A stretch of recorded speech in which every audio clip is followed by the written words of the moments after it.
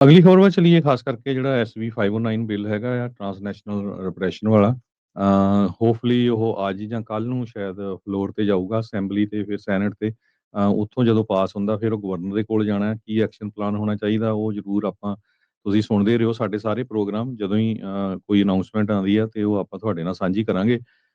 ਪਰ ਜੋ ਇੰਡੀਆ ਤੋਂ ਖਬਰਾਂ ਆ ਰਹੀਆਂ ਵੀ ਕਹਿੰਦੇ ਜਿਹੜੀ ਇੰਡੀਆ ਦੀ ਸਰਕਾਰ ਆ ਉਹ ਇੱਕ ਤਰ੍ਹਾਂ ਨਾਲ ਇਮੀਗ੍ਰੇਸ਼ਨ ਕੰਟਰੋਲ ਵੈਪੋਨਾਈਜ਼ ਕਰ ਰਹੀ ਆ, ਤਾਂ ਕਿ ਜਿਹੜਾ ਡਾਇਸਪੋਰਾ ਆ ਉਸਨੂੰ ਚੁੱਪ ਕੀਤਾ ਜਾ ਉਹਨੂੰ ਚੁੱਪ ਕਰਾਇਆ ਜਾ ਸਕੇ।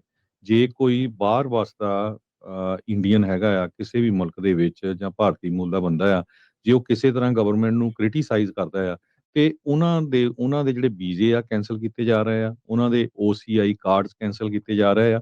ਉਹਦੇ ਵਿੱਚ ਮੈਜੋਰਟੀ 'ਚ ਉਹ ਆ ਜਿਹੜੇ ਜਰਨਲਿਸਟ ਹੈਗੇ ਆ ਜਾਂ ਜਿਹੜੇ ਅਕੈਡਮੀਸ਼ੀਅਨ ਹੈਗੇ ਆ ਜਾਂ ਜਿਹੜੇ ਪ੍ਰੋਫੈਸਰ ਹੈਗੇ ਆ। ਇੱਕ ਪ੍ਰੋਫੈਸਰ ਨਤੀਸ਼ਾ ਕੌਲ ਕਰਕੇ ਆ, ਉਹ ਪੋਲੀਟੀਕਲ ਤੇ ਇੰਟਰਨੈਸ਼ਨਲ ਰਿਲੇਸ਼ਨ ਦੇ ਪ੍ਰੋਫੈਸਰ ਆ ਯੂਨੀਵਰਸਿਟੀ ਆਫ ਵੈਸਟਮਿਨਿਸਟਰ ਦੇ ਵਿੱਚ। ਤੇ ਯੂਕੇ ਦੇ ਵਿੱਚ ਉਹ ਬੜੇ ਲੰਮੇ ਸਮੇਂ ਤੋਂ ਰਹਿੰਦੇ ਆ। 1997 ਤੋਂ ਉਹਨਾਂ ਨੇ ਪਿਛਲੇ ਸਮੇਂ 'ਚ 150 ਦੇ ਕਰੀਬ ਆਰਟੀਕਲਸ ਖਾਸ ਕਰਕੇ ਡੈਮੋਕ੍ਰੇਸੀ ਨੂੰ ਲੈ ਕੇ, ਰਾਈਟ ਵਿੰਗ ਪੋਲਿਟਿਕਸ ਨੂੰ ਲੈ ਕੇ, ਇੰਡੀਅਨ ਪੋਲਿਟਿਕਸ ਤੇ ਕਸ਼ਮੀਰ ਇਹਦੇ ਉੱਤੇ ਲਿਖੇ ਆ। ਤੇ ਉਹਨਾਂ ਦਾ ਜਿਹੜਾ OCI ਕਾਰਡ ਆ ਉਹ ਕੈਂਸਲ ਕਰ ਦਿੱਤਾ ਗਿਆ। ਕਹਿੰਦੇ ਭਈ ਸਾਡੇ ਜਿਹੜਾ ਕੌਂਸਟੀਟਿਊਸ਼ਨ ਦੇ ਮੁਤਾਬਕ ਸਾਡੇ ਮੁਲਕ ਨੂੰ ਤੁਹਾਡੇ ਕੋਲੋਂ ਖਤਰਾ ਹੈਗਾ। ਕਹਿੰਦੇ ਇਕੱਲਾ ਪ੍ਰੋਫੈਸਰ ਕੌਲ ਨਹੀਂ, ਇਸ ਤੋਂ ਬਿਨਾਂ ਹੋਰ ਬਹੁਤ ਸਾਰੇ ਜਿਹੜੇ ਆ ਲੋਕ ਉਹਨਾਂ ਦੇ ਨਾਂ ਆਏ ਆ। ਕਹਿੰਦੇ 150 ਦੇ ਕਰੀਬ ਲੋਕ ਆ, ਜਿਨ੍ਹਾਂ 'ਚ ਜਰਨਲਿਸਟ ਵੀ ਹੈਗੇ ਆ, ਕਈ ਪ੍ਰੋਫੈਸਰ ਵੀ ਹੈਗੇ ਆ, ਜਿਨ੍ਹਾਂ ਦੇ OCI ਕਾਰਡ ਜਿਹੜੇ ਕੈਂਸਲ ਕੀਤੇ ਗਏ ਹੈਗੇ ਆ। 2024 ਦੇ ਵਿੱਚ 57 ਦੇ ਕਰੀਬ ਜਿਹੜੇ OCI ਕਾਰਡ ਜਿਹੜੇ ਆ ਕੈਂਸਲ ਕੀਤੇ ਗਏ ਆ। ਉਸ ਤੋਂ ਪਹਿਲਾਂ ਵੀ ਕੀਤੇ ਗਏ ਆ। ਇਸੇ ਤਰ੍ਹਾਂ 2022 ਚ ਅਸ਼ੋਕ ਸਵੈਨ ਕਰਕੇ ਇੱਕ ਸਵੀਡਨ ਬੇਸਡ ਅਕੈਡਮਿਕ ਦੇ ਵਿੱਚ ਕੰਮ ਕਰਨ ਵਾਲਾ ਪ੍ਰੋਫੈਸਰ ਆ, ਉਹਦਾ ਜਿਹੜਾ OCI ਕਾਰਡ ਵੀ ਇਸੇ ਕਰਕੇ ਕੈਂਸਲ ਕਰ ਦਿੱਤਾ ਗਿਆ ਸੀ ਵੀ ਉਹਨੇ ਸੋਸ਼ਲ ਮੀਡੀਆ ਤੇ ਕੁਝ ਪੋਸਟ ਪਾਈਆਂ ਸੀਆਂ ਤੇ ਉਹਨਾਂ ਨੂੰ ਕਹਿਤਾ ਜੀ ਇਹ ਜੀ ਰਿਲੀਜੀਅਸ ਸੈਂਟੀਮੈਂਟਸ ਨੂੰ ਹਰਟ ਕਰ ਰਹੀਆਂ ਹੈਗੀਆਂ। ਰਾਫੇਲ ਸੈਟਰ ਇੱਕ US ਬੇਸਡ ਜਰਨਲਿਸਟ ਆ ਰੋਇਟਰਸ ਦੇ। ਤੇ ਉਹ cyber security, espionage, abuse of power ਇਹਦੇ ਤੇ ਉਹਨਾਂ ਨੇ ਆਰਟੀਕਲਸ ਲਿਖੇ ਆ ਤੇ ਇੰਡੀਆ ਦੀ ਸਰਕਾਰ ਨੇ ਉਹਦਾ ਵੀ ਜਿਹੜਾ OCI ਕਾਰਡ ਆ ਉਹ ਕੈਂਸਲ ਕਰ ਦਿੱਤਾ ਹੈਗਾ। ਕਹਿੰਦੇ ਵੀ ਹਰ ਹਫ਼ਤੇ ਰਿਪੋਰਟਸ ਆ ਰਹੀਆਂ ਹੈਗੀਆਂ ਕਿਸ ਤਰ੍ਹਾਂ ਜਿਹੜਾ ਲੋਕਾਂ ਨੂੰ ਇੰਪ੍ਰਿਜ਼ਨਮੈਂਟ ਕੀਤੀ ਜਾ ਰਹੀ ਹੈ, ਇੰਟੀਮੀਡੇਟ ਕੀਤਾ ਜਾ ਰਿਹਾ, ਫਿਜ਼ੀਕਲ ਅਸੌਲਟ ਕੀਤਾ ਜਾ ਰਿਹਾ, ਡੈਫਾਮੇਸ਼ਨ ਕੀਤੀ ਜਾ ਰਹੀ ਹੈਗੀ ਆ, ਖਾਸ ਕਰਕੇ ਜਦੋਂ ਤੋਂ ਜਿਹੜਾ ਆਪਰੇਸ਼ਨ ਸੰਦੂਰ ਹੋਇਆ ਸੀ।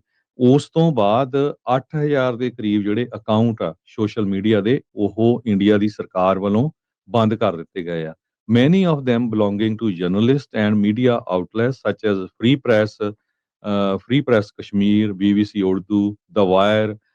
ਸੋ ਹੋਰ ਆਪਣੇ ਤਾਂ ਸਾਡਾ ਤੁਹਾਨੂੰ ਪਤਾ ਹੀ ਹੈ ਵੀ ਪੰਜਾਬੀ ਰੇਡੀਓ USA ਦਾ ਵੀ ਜਿਹੜਾ ਇੰਡੀਆ ਦੀ ਸਰਕਾਰ ਨੇ ਚੈਨਲ ਬੰਦ ਕੀਤਾ ਹੋਇਆ ਹੈਗਾ।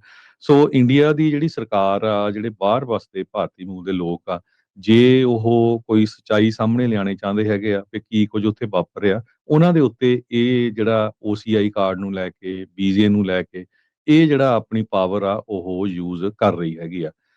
ਸੋ ਹਾਲਾਂਕਿ ਪ੍ਰਾਈਮ ਮਿਨਿਸਟਰ ਮੋਦੀ ਹੁਣੀ ਹਮੇਸ਼ਾ ਹੀ ਆਪਣੇ ਕਹਿੰਦੇ ਆ ਵੀ ਜਿਹੜੇ ਭਾਰਤੀ ਬਾਹਰ ਵਸਦੇ ਹੈਗੇ ਆ ਉਹਨਾਂ ਨੂੰ ਆਪਣੇ ਮੁਲਕ ਦੇ ਵਿੱਚ ਮੁਲਕ ਦੀ ਡਿਵੈਲਪਮੈਂਟ ਦੇ ਲਈ ਕੰਟਰੀਬਿਊਟ ਕਰਨਾ ਚਾਹੀਦਾ ਹੈਗਾ। ਪਰ ਜੇ ਤੁਸੀਂ ਸਰਕਾਰ ਨੂੰ ਕ੍ਰਿਟੀਸਾਈਜ਼ ਕਰਦੇ ਆ ਤੇ ਤੁਸੀਂ ਉਸ ਮੁਲਕ ਦੇ ਵਿੱਚ ਜਿੱਥੇ ਤੁਸੀਂ ਜਨਮ ਲਿਆ ਉੱਥੇ ਜਾ ਵੀ ਨਹੀਂ ਸਕਦੇ। ਸੋ ਇਹ ਸਾਰਾ ਕੁਝ ਵਾਪਰਿਆ। ਇਹ ਕਿਸੇ ਨੇ ਇੱਕ ਅਖਬਾਰ ਨੇ ਅੱਜ ਓਪੀਨੀਅਨ ਆਰਟੀਕਲ ਲਿਖਿਆ, how India is weaponising immigration control to silence its diaspora.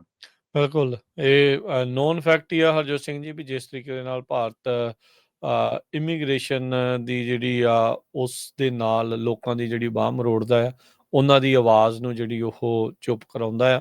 ਪਰ ਫਿਰ ਵੀ ਆਪਾਂ ਕਹਿੰਦੇ ਆ ਸਲੂਟ ਆ ਉਹਨਾਂ ਲੋਕਾਂ ਨੂੰ ਜੋ ਲਗਾਤਾਰ ਬੋਲਦੇ ਰਹਿੰਦੇ ਆ ਇਸ ਚੀਜ਼ ਦੇ, ਕਹਿ ਲਓ ਵੀ ਉਹ ਡਰਾਵੇ ਦੇ ਬਾਵਜੂਦ ਵੀ। ਤੇ ਇਹੀ ਚਾਹੀਦਾ ਆ ਵੀ ਨਿਆਂ ਦੀ, ਇਨਸਾਫ ਦੀ ਜਿਹੜੀ ਗੱਲ ਆ, ਵਧੀਕੀ ਦੀ ਜਿਹੜੀ ਗੱਲ ਆ, ਉਸ ਨੂੰ ਲੋਕ ਜੋ ਉਹਨਾਂ ਦੇ ਨਾਲ ਹੋ ਰਹੀ ਆ ਉਸ ਦੇ ਬਾਰੇ ਗੱਲਬਾਤ ਕਰਦੇ ਜਿਹੜੇ ਉਹ ਰਹਿਣ। ਸੋ ਇੱਥੋਂ ਹੀ ਸਪਸ਼ਟਤਾ ਜਿਹੜੀ ਉਹ ਆਉਂਦੀ ਹੈਗੀ ਆ। ਸੋ ਇੱਦਾਂ ਹੀ ਜਿਹੜਾ ਉਹ ਚੱਲਦਾ ਰਹਿਣਾ ਚਾਹੀਦਾ ਹੈ।